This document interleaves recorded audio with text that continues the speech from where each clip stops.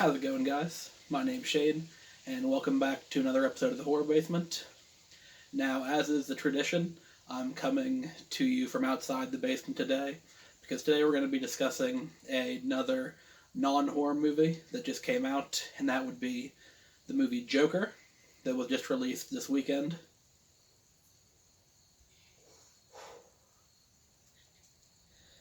Now, this movie follows the main character, Arthur Fleck, who primarily spends the whole movie smoking cigarettes.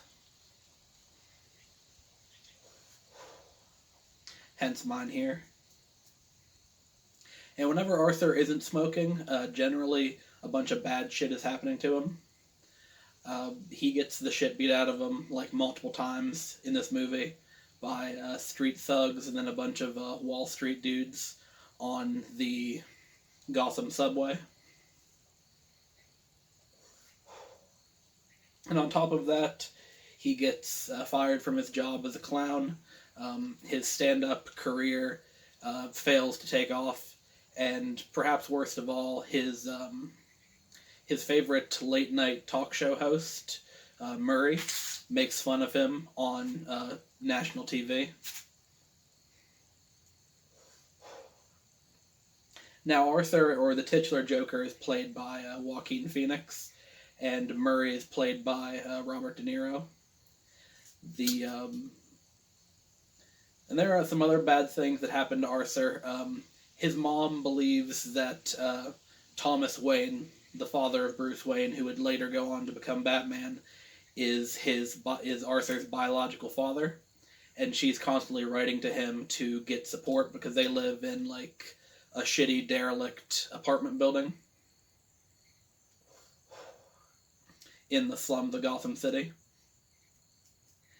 But Arthur finds out that his mom has actually previously been committed to Arkham Asylum, and that he's adopted, and his various mental issues are actually caused by abuse he suffered as a child at the hands of his mother and one of his mother's boyfriends. So the first half of this movie is very atmospheric and very tense because Arthur is essentially a mentally ill man trying to make it in a society that doesn't care about him. But he learns to cope with that through the power of dance. Once he becomes the Joker, he goes from this kind of awkward, shuffling persona of Arthur to the Joker who's constantly dancing around and doing other crazy stuff. And also the power of murder. Now, the first people that Arthur kills in the movie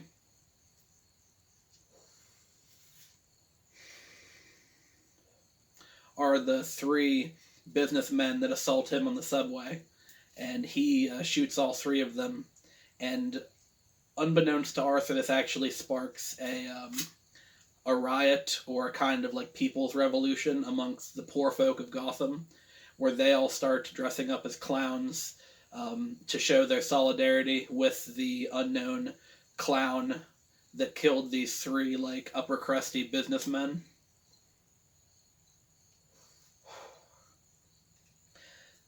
So Arthur stops taking his various mental health medication and ends up, killing his mother as well as these three gentlemen and a few others. There are some pretty violent kills in this movie.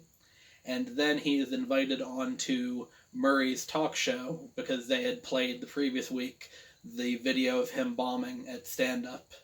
And he goes dressed as the Joker, this new persona that he has decided to embody, and ends up shooting Murray in the head and killing him on live TV after going on a tirade about how society has abandoned him and the people like him, and that the rich people like Thomas Wayne and Murray don't care about them.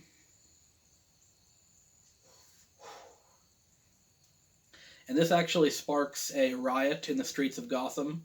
So as the Joker is being driven to jail after committing this murder on national TV, he is actually sprung by all of the people who are rioting. They're they're driving him there in a cop car, and it gets T-boned by an ambulance as they go through an intersection.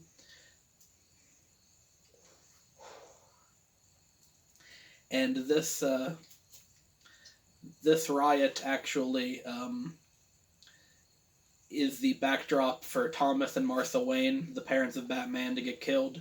And Bruce is obviously like a little child in this movie because this is set in the 70s. And I feel like Gotham is really kind of an allegory for 1970s New York. You know, high crime rates, drug abuse, lack of care for the mentally ill. So this movie works not only as a successful tie-in with the greater Batman mythos, but with... one second.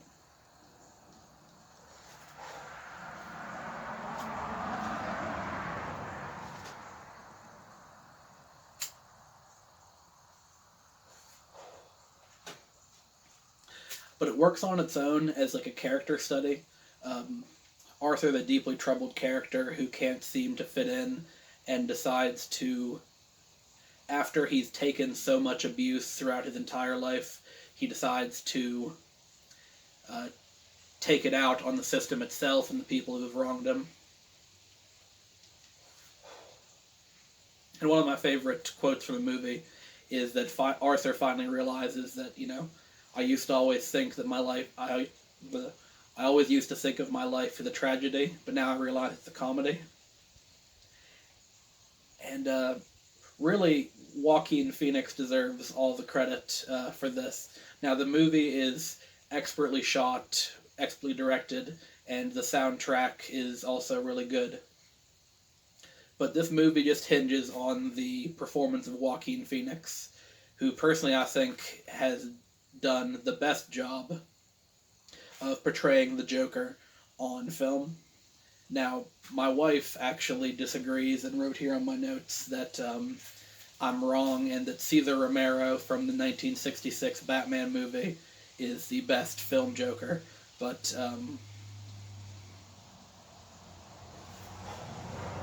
we're not going to take her word on that one.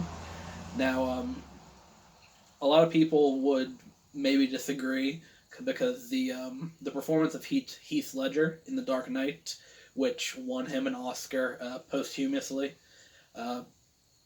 is widely considered the best film portrayal of the Joker.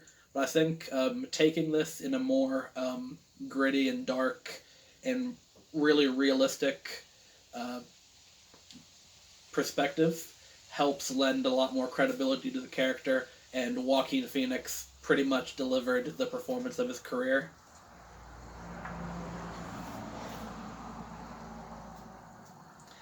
Now, I'm not sure if they plan any sequels to this, or if it's just intended to be like a standalone movie, but honestly, this is the best movie that DC has ever came out with, and I would like to see them take some of their other properties in this, you know, more realistic direction and really kind of differentiate themselves from Marvel in that respect. Yeah, I would highly recommend this movie. Now, the media is trying to say that someone is going to shoot up the theater. I don't think that's going to be the case. Now, obviously, there are some disturbed people in the world that may empathize with the Joker more than is really intended by the directors or the people that created the movie.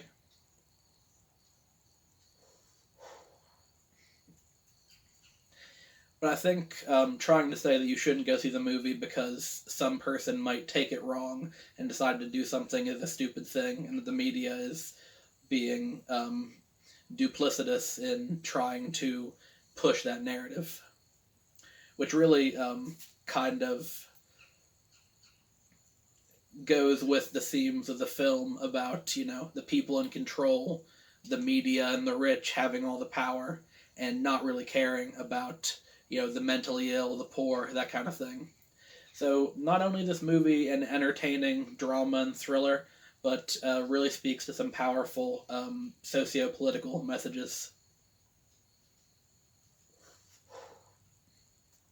That's going to be it for today. If you enjoyed the video, give it a like, subscribe to the channel, and I'll be back in the next couple days with a review of The Mad Monster from 1942. as part of the classic horror review series. If you haven't checked that out, I'm reviewing 50 classic horror movies from the 1920s through the 1960s, and you should check that out. There's a playlist on the channel. And that's going to be it. So thank you all for watching, and have a good one.